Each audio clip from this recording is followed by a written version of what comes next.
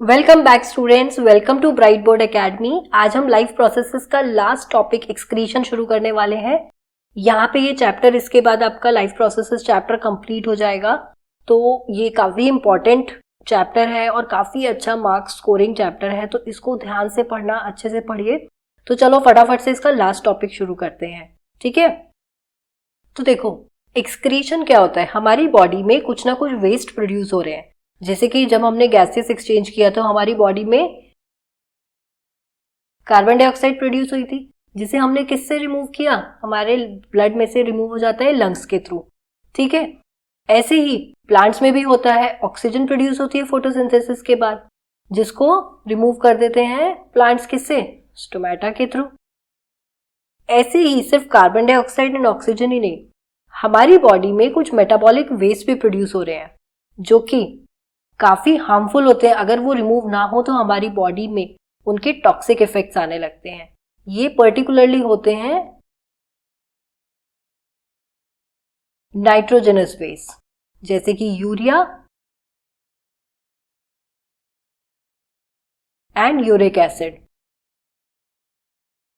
ये waste remove होना बहुत जरूरी है बॉडी में से। तो जो बायोलॉजिकल प्रोसेस इन मेटाबॉलिक वेस्ट को बॉडी में से रिमूव करने का काम करता है, वो प्रोसेस कहलाता है एक्सक्रीशन, ठीक है। Biological process that removes harmful metabolic waste like nitrogenous materials from the body is called excretion. अब जो यूनिसेल्युलर ऑर्गेनिजम्स होते हैं वो सिंपल डिफ्यूजन से इस मेटाबॉलिक वेस्ट को रिमूव कर देते हैं, उनके सेल के सरफेस से रिमूव हो जाते हैं ये मेटाबॉलिक वेस्ट। लेकिन जो मल्टी सेल्युलर ऑर्गेनिजम्स होते हैं, जैसे मैमल्स हैं, बर्ड्स हैं, इनमें स्पेशलाइज्ड ऑर्गन्स की जरूरत होती है जिससे कि ये मेटाबॉलिक वेस्ट बॉडी से रिमूव हो सके। अब ह्यूमंस में हमारे अंदर जो स्पेशलाइज्ड ऑर्गन है जिससे हम मेटाबॉलिक वेस्ट को रिमूव करते हैं, वो कौन सा है, किडनीज, ठीक है। अब आप देखो, ये हमारा जो एक्सक्रीटरी सिस्टम होता है, इसके क्या क्या मेन ऑर्गन्स हैं। इसमें सबसे मेन ऑर्गन होता है अ पेयर ऑफ किडनी, जो कि हमारे एब्डोमेन में प्रेजेंट होता है बैकबोन के आइदर साइड, ठीक है। ये हमारी हो गई किडनी। ये किडनीज से फिर निकलता है यूरेटर। ये ट्यूब लाइक स्ट्रक्चर है जो कि किडनीज को कहाँ कनेक्ट कर रहा है, यूरिनरी ब्लैडर से कनेक्ट कर रहा है। तो जो भी यूरिन किडनी में प्रोड्यूस हो रहा है वो इन यूरेटर के थ्रू यूरिनरी ब्लैडर में आके स्टोर हो जाता है, ठीक है। अ पेयर ऑफ यूरेटर्स, एक लेफ्ट किडनी से यूरिन लेकर आ रहा है लेफ्ट यूरेटर और राइट किडनी से राइट यूरेटर। ये होता है यूरिनरी ब्लैडर। यहां आके जो यूरिन किडनी में प्रोड्यूस हुआ वो यूरिन यहाँ यूरिनरी ब्लैडर में आके स्टोर हो जाता है, और यूरेथ्रा के थ्रू ये जब फुल हो जाता है यूरिनरी ब्लैडर, तो एक अर्ज होती है यूरिन पास करने की, और ये यूरेथ्रा के थ्रू हमारा यूरिन पास हो जाता है। और इस तरीके से जो भी मेटाबॉलिक वेस्ट थे वो हमारी बॉडी से रिमूव हो जाएंगे। लेकिन ये यूरिन प्रोड्यूस कैसे हो रहा है ये हम आगे देखेंगे। अभी ये मैंने अभी आपको सब कुछ बता दिया कि kidneys are located on either side of the abdomen, जो बिल्कुल बैकबोन के दोनों तरफ पे एक एक किडनी होती है एब्डोमेन में, और ये बीन शेप ऑर्गन होता है। ये किडनी ऐसे बीन शेप ऑर्गन होती है, ठीक है। फिर यहां से जो यूरिन प्रोड्यूस हुआ वो यूरेटर के थ्रू कहाँ जाता है, यूरिनरी ब्लैडर में, वहां पर स्टोर होता है और पास थ्रू यूरेथ्रा। ये मैंने आपको अभी सारा समझा दिया। ये है किडनीज, यूरेटर, ये ब्लैडर एंड यूरेथ्रा। अब देखो यूरिन प्रोड्यूस कैसे हो रहा है। देखो, जो भी नाइट्रोजनस वेस्ट हमारी बॉडी में बन रहे हैं उनका रिमूव होना बहुत जरूरी है, उनका फिल्टर आउट होना बहुत जरूरी है, क्योंकि अगर वो हमारी बॉडी में एक्यूमुलेट होते चले गए ब्लड में तो उनके हार्मफुल इफेक्ट्स हमारी बॉडी पे आते हैं।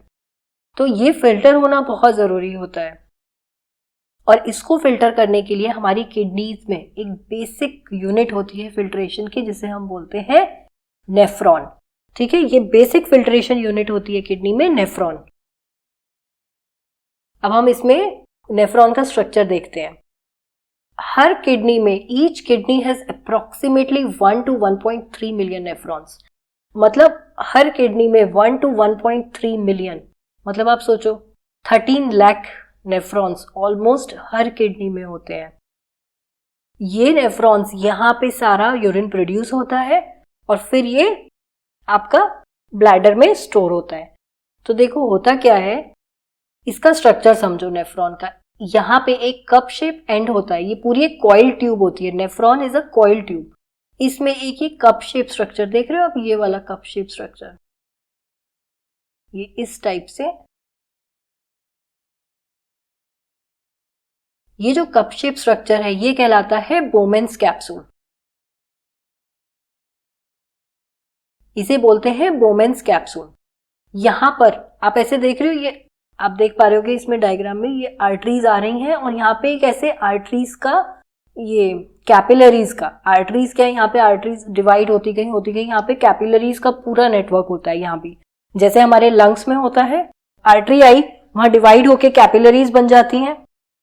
पल्मोनरी आर्टरी आती है लंग्स में और बहुत सारा डिवाइड करके क्या बना लेती है, कैपिलरीज बनाती है। तो ये ऐसे ही सिंगल सेल्ड थिक होती है कैपिलरीज, है ना, सिंगल सेल लेयर थिक होती है। तो यहां भी ऐसे ही थिन वॉल्ड कैपिलरीज का पूरा एक बंच होता है जो इस बोमेन कैप्सूल में प्रेजेंट होता है ना। थिन वॉल्ड कैपिलरीज क्लस्टर करती हैं यहाँ पे बोमेन्स कैप्सूल में और ये बनाता है ग्लोमेरुलस। इसको बोलते हैं ग्लोमेरुलस, जो कि कैपिलरीज का पूरा एक क्लस्टर सा होता है। इस क्लस्टर से फिल्टर आउट होता है यूरिन, ठीक है। तो जो यहाँ से पहले क्या होता है, जो ब्लड में वाटर है, ब्लड में नाइट्रोजनस बेस है, ग्लूकोज भी है, सॉल्ट भी है, वो सब इसमें से फिल्टर आउट होके बोमेन्स कैप्सूल में आते हैं। तो जो पहला फिल्टर होके जब ब्लड यहाँ से फिल्टर हो रहा है इसमें से, तो वो जो पहला फिल्टर होता है उसे बोलते हैं हम इनिशियल फिल्ट्रेट, ठीक है, क्योंकि थिन वॉल्ड कैपिलरीज है उसमें से बाहर आ गया। अब वो ग्लोमेरुलस के थ्रू होता हुआ, ग्लोमेरुलस से होके यहाँ बोमेन कैप्सूल में आया और फिर यहाँ से ये फिल्ट्रेट ऐसे पास ऑन होता है पूरे नेफ्रॉन में और यहाँ से इसमें जाके कलेक्ट जाता है ये कलेक्टिंग डक्ट में। ये होती है कलेक्टिंग डक्ट, ठीक है। यहाँ पे बहुत सारे नेफ्रॉन से यूरिन प्रोड्यूस हो रहा है, वो आके कलेक्ट हो रहा है। अब आप देखोगे कि ये नेफ्रॉन्स के ऊपर ये ऐसे बहुत सारा कैपिलरीज का जाल बना हुआ है। ये कैपिलरीज क्या कर रही हैं, यहाँ से जो फिल्ट्रेट आया है अब इसमें से रीएब्जॉर्प्शन होता है। तो जो ग्लूकोज है, एक्स्ट्रा वाटर है ना, कुछ सॉल्ट्स हैं जिन्हें बॉडी को जिनकी जरूरत है, वो वापस से रीएब्जॉर्ब हो जाते हैं इन कैपिलरीज में और यहाँ से वो वापस से नॉर्मल ब्लड में हमारी बॉडी में चले जाते हैं। बाकी जो रेस्ट जो जरूरी नहीं है, जो इम्पोर्टेंट है जिसको रिमूव करना, जिन वेस्ट को, वो फिर यहाँ से हमारे इसमें कलेक्टिंग डक्ट में पास ऑन हो जाता है। तो बेसिकली जो हमारी बॉडी में इनिशियल फिल्ट्रेट बनता है वो अराउंड 180 लीटर बनता है पर डे, लेकिन हम जो यूरिन पास करते हैं पूरे दिन में वो 1 to 2 लीटर ही होता है। तो मैक्सिमम वाटर हमारी बॉडी में रीएब्सॉर्ब हो जाता है, ठीक है। अब देखो मैंने आपको बताया इनिशियल फिल्ट्रेट फ्रॉम ग्लोमेरुलस, जो ग्लोमेरुलस से जो क्या हुआ, कैपिलरीज हैं ये, तो ग्लोमेरुलस तो कैपिलरीज का बंच है। तो यहाँ से क्या हो रहा है, जो वाटर है, कुछ सॉल्ट्स हैं, ग्लूकोज है, ये सब यहाँ से पास ऑन हो रहे हैं, फिल्टर होके बोमेन्स कैप्सूल में जा रहे हैं। तो जो ये इनिशियल फिल्ट्रेट होता है, जो सबसे पहले यहाँ से निकला ग्लोमेरुलस से, इसमें होता है ग्लूकोज, इसमें अमीनो एसिड्स भी होते हैं, सॉल्ट्स भी होते हैं और मेजर अमाउंट होता है वाटर का। लेकिन इसमें कुछ चीजें ये हमारे बॉडी में वापस काम की होती हैं, तो ये वापस से रीएब्सॉर्ब हो जाती हैं। तो selectively reabsorbed when urine flows through nephron. तो इसमें जो ये ग्लूकोज, अमीनो एसिड, सॉल्ट्स और जो वाटर भी है, ये भी काफी हद तक रीएब्सॉर्ब हो जाता है। और ये ग्लूकोज, अमीनो एसिड्स और सॉल्ट्स तो बॉडी को रिक्वायर्ड होते हैं, तो ये वापस रीएब्सॉर्ब हो जाते हैं। तो यहाँ पे सिलेक्टिव रीएब्सॉर्प्शन होता है। पर कहाँ हो रहा है, ये जो कैपिलरीज का पूरा जाल बना हुआ है इनके ऊपर। तो जब यहाँ नेफ्रॉन में इनिशियल फिल्ट्रेट यहाँ पास ऑन होता है, तो पास ऑन होते हुए ये इस कैपिलरीज में वापस से रीएब्सॉर्ब होने लगती हैं ये चीजें, जैसे ग्लूकोज हो गया, सॉल्ट हो गया, अमीनो एसिड्स हो गए, ये वापस रीएब्सॉर्ब हो जाते हैं। The amount of water reabsorb, पानी कितना रीअब्सॉर्ब होगा ये डिपेंड करता है कि हमारी बॉडी में ऑलरेडी कितना अमाउंट ऑफ एक्सेस वाटर है। अगर आपने ज्यादा पानी पिया है तो ज्यादा पानी क्या होगा, एब्सॉर्ब नहीं होगा, वो आपका यूरिन में कलेक्टिंग डक्ट में चला जाएगा, ठीक है।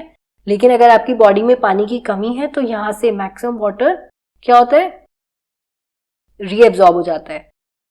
तो amount of water reabsorb depend करता है कि बॉडी में कितना एक्सेस वाटर है और साथ ही कितना अमाउंट ऑफ डिसॉल्व्ड वेस्ट भी है, उस पर भी डिपेंड करता है, ठीक है। अब क्या हुआ, जो यूरिन फॉर्म हुआ ये कलेक्टिंग डक्ट से होता हुआ फिर जाता है यूरेटर में, ठीक है। Urine formed enters the ureters, ये कलेक्टिंग डक्ट्स में से कलेक्ट होता हुआ सब यूरेटर में जाएगा और यूरेटर से ये चला जाता है यूरिनरी ब्लैडर में।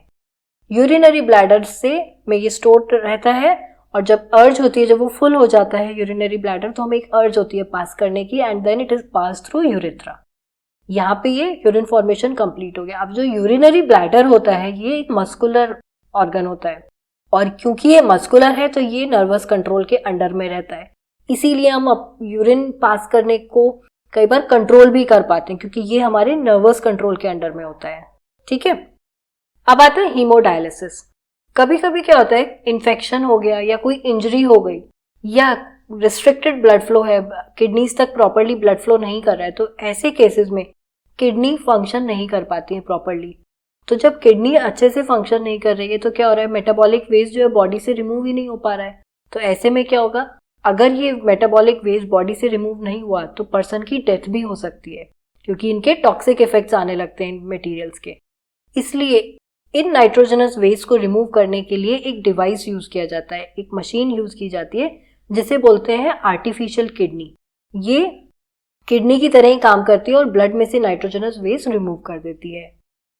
तो इसमें क्या होता है, हीमोडायलिसिस में यहाँ पे ये ऐसे ट्यूब्स होती हैं, ठीक है बच्चों, ये देख रहे हो आप, ये ट्यूब्स हैं।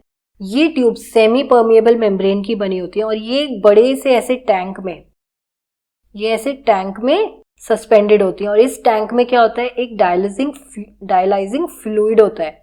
ये जो फ्लूइड होता है, ठीक है, इसका ऑस्मोटिक प्रेशर उतना ही होता है जितना ब्लड का होता है, पर फर्क सिर्फ इतना होता है कि इसमें कोई भी नाइट्रोजनस वेस्ट नहीं होते, it do not have nitrogenous waste. तो क्या होगा, क्योंकि ब्लड में नाइट्रोजनस वेस्ट है तो यहाँ पे क्या होता है, एक पाइप से ऐसे ब्लड जाता है, ब्लड लेते हैं पूरी बॉडी में से, वो ब्लड यहाँ पास होता है, इन ट्यूब से जब पास होता है तो क्योंकि ये सेमी परमिएबल मेम्ब्रेन से बनी है और ऑस्मोटिक प्रेशर सेम है, तो यहाँ पे क्या होता है, जो नाइट्रोजनस वेस्ट है इस ब्लड में वो इस डायलाइजिंग फ्लूइड में मूव कर जाता है और ये प्योर ब्लड, प्योरिफाइड ब्लड वापस से बॉडी में पंप कर दिया जाता है, ठीक है। और जो ये यूज डायलाइजिंग फ्लूइड है ये इधर से रिमूव हो जाता है। तो ये पूरा एक आर्टिफिशियल किडनी सेटअप बनाया जाता है उन केसेस में जहां पर किडनी प्रॉपरली फंक्शन नहीं कर रही है, क्योंकि ये मेटाबॉलिक वेस्ट रिमूव होना बहुत जरूरी है, न अदरवाइज पेशेंट कैन डाई। ये मैंने अभी आपको पूरा प्रोसेस समझा दिया कि blood passes through the tubes, फिर जो वेस्ट प्रोडक्ट्स ब्लड में से हैं वो इस डायलाइजिंग फ्लूइड में आ जाते हैं बाय डिफ्यूजन, जो प्योरिफाइड ब्लड है वो वापस बॉडी में पंप कर दिया जाता है। यहाँ पर कोई रीएब्सॉर्प्शन नहीं होता। जो हमारी किडनीज में क्या होता था, जो इनिशियल फिल्ट्रेट था उसमें से वापस से रीएब्सॉर्प्शन हो रहा था ग्लूकोज का, सॉल्ट्स का, वाटर का, यहाँ पर कोई रीएब्सॉर्प्शन नहीं होता है पर नाइट्रोजनस वेस्ट रिमूव हो जाते हैं। अब ये मैंने अभी आपको पहले ही बता दिया शुरू में कि डेली जो इनिशियल फिल्ट्रेट होता है वो हमारी बॉडी किडनीज में कितना बनता है, 180 लीटर्स, पर जो एक्चुअल वॉल्यूम ऑफ यूरिन है वो क्या है, सिर्फ 1 to 2 लीटर्स है। आप बता सकते हो क्यों बच्चों? अभी मैंने आपको बताया ना, होता क्या है, जो रीएब्सॉर्प्शन होता है वाटर का, अब इस 180 लीटर में मैक्सिमम अमाउंट तो वाटर है, पर ये मैक्सिमम वाटर हमारी जो नेफ्रॉन्स में जब इनिशियल फिल्ट्रेट पास हो रहा होता है तो कैपिलरीज के थ्रू क्या होता है, ये वापस रीएब्सॉर्ब हो जाता है। और ये कितना रीएब्सॉर्ब होगा ये डिपेंड करता है हमारी बॉडी में कितना वाटर है, ऑलरेडी कितना एक्सेस वाटर प्रेजेंट है या कितने सॉल्ट्स प्रेजेंट हैं उसमें। तो उससे क्या होता है, मैक्सिमम वाटर रीएब्सॉर्ब हो जाता है और हम daily approximately 1 to 2 litres he urine pass करते हैं, ठीक है। अब ये तो सारी हमने बात कर ली ह्यूमंस में। अब हम बात करें प्लांट्स में क्या होता है। तो देखो बच्चों, प्लांट्स में कैसे होता है, हमें पता है ऑक्सीजन एक वेस्ट प्रोडक्ट है फोटोसिंथेसिस का। ये कैसे रिमूव होता है मैंने बता दिया, स्टोमेटा के थ्रू होता है। और डे टाइम में तो ये जो ऑक्सीजन है ये वापस से रीयूज हो जाती है रेस्पिरेशन में, है ना। तो ये तो एक्सक्रीशन का एक सिस्टम हो गया गैस के लिए। लेकिन जो एक्सेस वाटर है, ये मैंने आपको लास्ट टाइम पढ़ाया था ट्रांसपोर्ट इन प्लांट्स में, कि ये कैसे एक्सक्रीट करते हैं वाटर का, बाय ट्रांसपिरेशन। जो लीव्स से वाटर इवेपोरेट होता है स्टोमेटा के थ्रू, उसी को बोलते हैं transpiration, water loss through the stomata. ठीक है, तो ये एक मेथड हो गया एक्सक्रीशन का प्लांट्स में। इसके अलावा और जो दूसरे वेस्ट होते हैं वो कैसे जाते हैं, प्लांट्स अपनी लीव्स शेड करते हैं, टूटती हैं पत्तियां पेड़ों पे से। होता क्या है कि जो इनका वेस्ट होता है वो वैक्यूल्स में स्टोर हो जाता है। अब देखो, मेजरली जो प्लांट्स के टिश्यूज होते हैं उनमें डेड सेल्स होते हैं मैक्सिमम। तो ये जो डेड सेल्स होते हैं, इस फैक्ट को यूज करते हैं प्लांट्स एक्सक्रीशन के लिए। तो वो अपने कुछ पार्ट्स शेड भी कर सकते हैं, जैसे कि अपनी लीव्स ड्रॉप कर देते हैं। तो होता क्या है, जो भी वेस्ट है वो उनके वैक्यूल्स में स्टोर हो जाता है, and after some time plants shed their leaves. तो वो जो वेस्ट लेके लीव्स क्या है, गिर गई। इसके अलावा जो पुराने जाइलम्स है उसमें रेजन्स और गम्स भी स्टोर हो जाते हैं। इसके अलावा कुछ प्लांट्स में जो उनकी रूट्स हैं वो भी एक्सक्रीशन में हेल्प करती हैं। तो वो जो मेटाबॉलिक वेस्ट है उनको अपनी रूट्स के थ्रू एक्सक्रीट करते हैं, तो वो सॉइल में चली जाती हैं। ठीक है, इस तरीके से प्लांट्स में भी एक्सक्रीशन होता है। तो यहाँ पर ये आपका एक्सक्रीशन कंप्लीट हो गया। तो आपका पूरा लाइफ प्रोसेसेस वाला चैप्टर मैंने 7 पार्ट्स में कंप्लीट कर दिया है। एक बार इस चैप्टर को पढ़ो, रीडिंग करो, वीडियोस को दोबारा देखो नहीं समझ में आ रहा है तो। और जो भी ना समझ में आए कमेंट सेक्शन में आप मुझसे क्वेश्चंस पूछ सकते हैं। Thank you so much, bye bye, take care बच्चों।